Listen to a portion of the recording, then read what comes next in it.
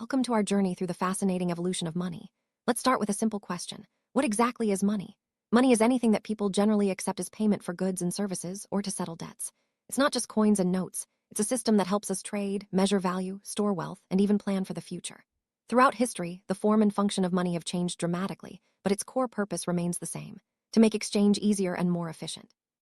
In this video, we'll explore how money has evolved from ancient barter systems to today's digital currencies. Ready to dive in? Let's travel back to the earliest days of trade, the barter system. Imagine a world where there was no money. People exchanged goods directly. For example, a farmer might trade wheat for a hunter's animal skins. This system, introduced by Mesopotamian tribes, worked for a while but had major limitations. Both parties needed to want what the other had, known as the double coincidence of wants.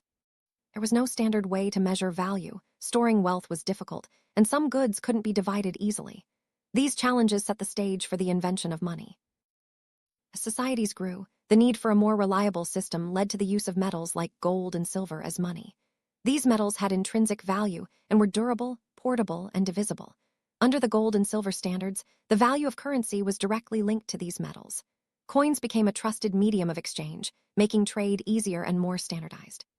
Metallic standard marked a huge leap forward in the evolution of money, laying the groundwork for more complex financial systems.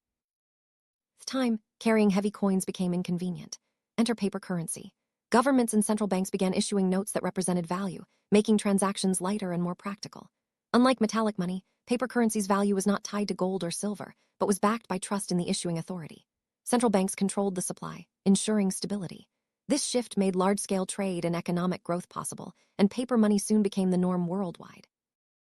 Fast forward to the modern era, and we see the rise of plastic money, credit cards, debit cards, and smart cards. These innovations brought unmatched convenience, safety, and global usability.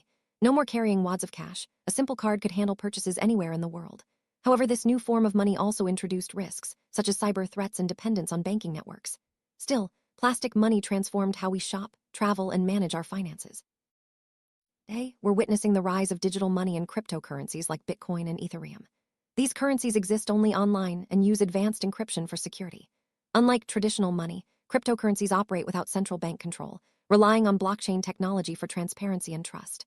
While digital currencies offer speed and innovation, they also come with challenges: volatility, legal uncertainties, and security risks.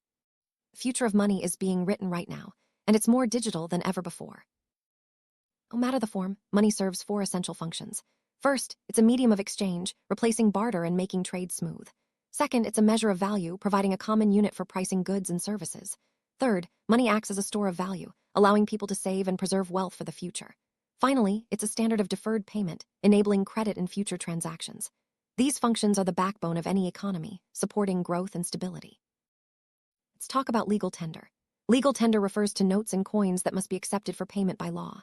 This means you can't refuse them for settling debts or buying goods. However, not all forms of money are legal tender. Checks and demand drafts, for example, are accepted based on trust, not law. These are called fiduciary money. Understanding legal tender is crucial because it underpins the trust and reliability of a country's currency system. Finally, let's look at some important concepts related to money. Barren money is idle cash that doesn't earn interest. Fiat money is currency declared legal tender by the government, not backed by a physical commodity.